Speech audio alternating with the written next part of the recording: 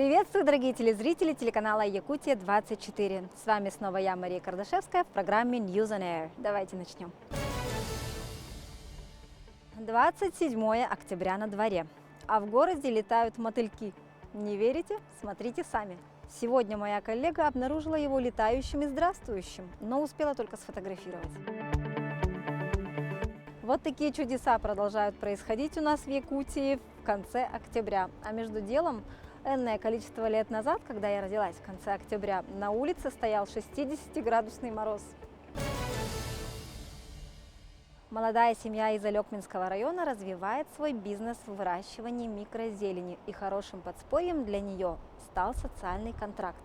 Максим и Татьяна Тарасовы – молодая семья. Не так давно глава семьи реализовал интересную идею, организовал процесс выращивания микрозелени. 9 видов: горошек, подсолнечник у нас, капуста, крест-салат, лук-шнит, редис анго, редис розовый, который сейчас пока не засеиваю. Хочу посмотреть, как пойдет редис анго. Кинза тоже у нас хочу попробовать высадить, поставить укроп. Просят руккулу, просят вообще очень много всего, просят даже проростки сои. Все грамотно и с применением новых технологий. Полив свет в доме умные. Удобно, отмечает Максим. Понятно, что без финансовых вложений не обойтись. Хорошим подспорьем стали средства по социальному контракту. Мы работаем уже с 2012 года с контрактниками. И на сегодняшний день мы приехали к Тарасову Максиму Николаевичу посмотреть, каким образом он отрабатывает тот бизнес-план, который мы на сегодняшний день удовлетворили. И этот, естественно, контракт должен быть эффективный. И мы сейчас уже увидели, что этот контракт на сегодняшний день очень эффективно работает. Семья из 4 человек, 2 детей маленьких. На сегодня Максим выращивает 9 видов. С учетом опыта и спроса планирует расширить линейку. Супруга не только поддерживает идею, но и сама с удовольствием применяет зелень для готовки. Готовим, очень нравится. У нас и девчонкам нравится. Что больше всего в приоритете? У меня самый любимый подсолнечник и редис. Что вы с ним делаете? Салаты, бутерброды везде добавляем. В вторые блюда. Они подсолнечник едят. Прямо едят? Да. Маленькие любители. Они любители к папе туда зайти и там, пока он не видит, рвать. Есть.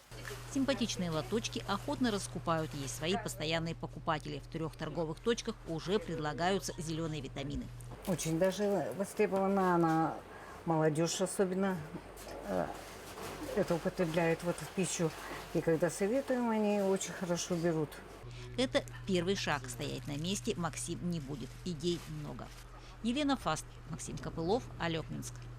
Учитель Тилейской средней школы Чурапчинского района Елена Попова по собственной инициативе издала 1300 тетрадей для изучения якутского языка к новому учебному году.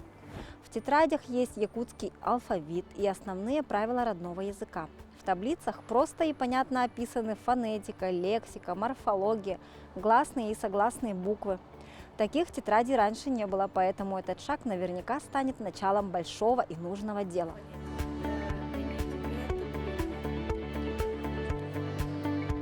А в селе Томтор Усть-Алданского района работает выставка «Застывшее время. Судьба местности Томтор». В каждом уголке мира есть уникальные исторические места, зачатки той или иной цивилизации. Одно из таких мест находится на северной горке Аласа-Мюрю – Томтор. С 1805 по 1936 годы – центр Барагонского улуса. Раньше здесь кипела жизнь, люди жили, учились, создавали будущее родного улуса. В Усть-Алданском районе работает экспозиция, посвященная истории этого уникального места. Она состоит из 2 частей. Первая представлена в историко-краеведческом музее имени Сегенарджакэп в Барагонцах. Там выставлен макет местности Томтор конца XIX – начала XX веков. На нем воссозданы первые административные постройки того времени. Здание Вознесенской церкви, первая школа, медпункт, усадьба священника Слепцова и многое другое. Не остались в стороне и современные технологии. На экране сенсорного стола можно посмотреть фотографии, рисунки, почитать историю местности.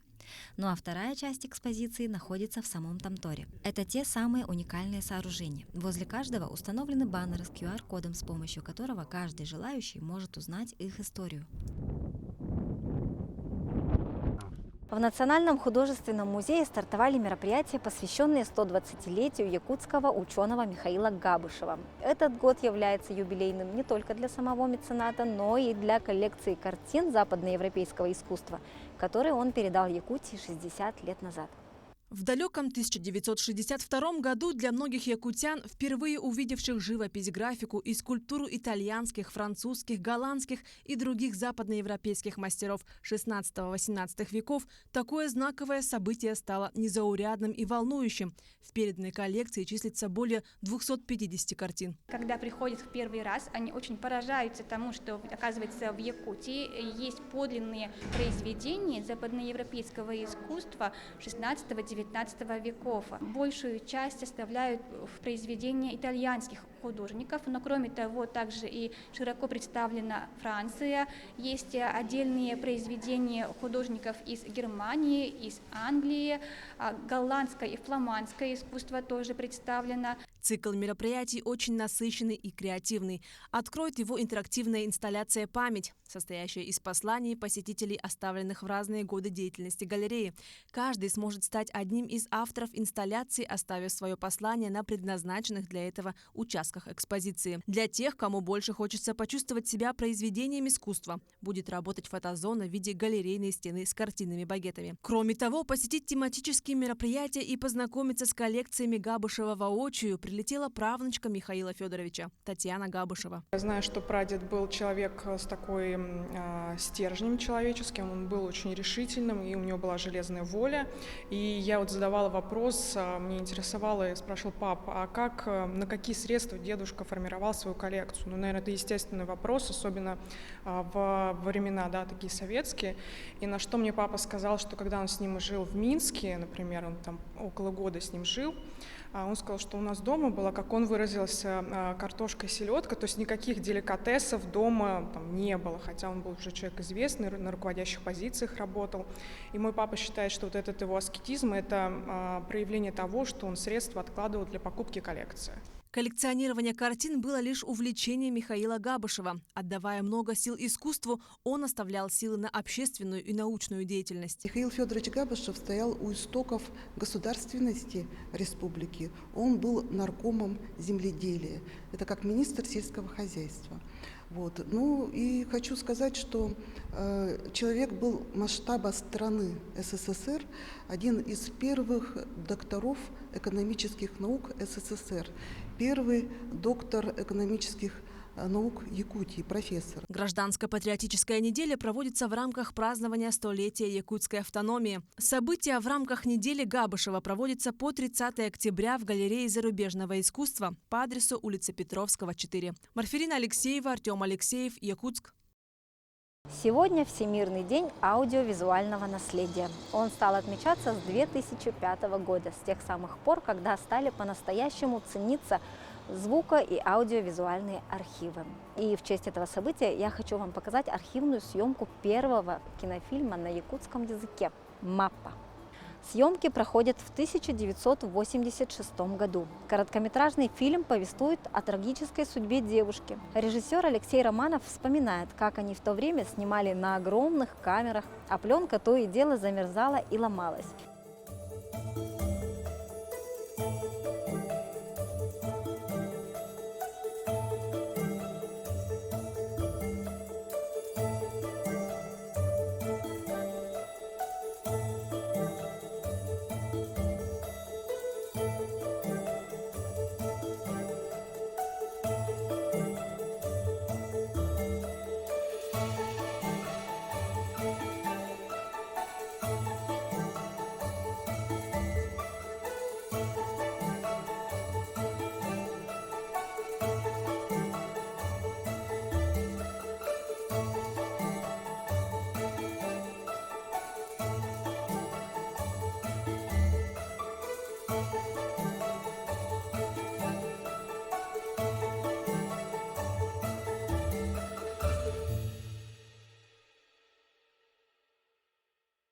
И на этом у нас пока все. Спасибо, что были с нами. Больше новостей вы можете узнать на нашем телеграм-канале, ссылку на который видите на своих экранах.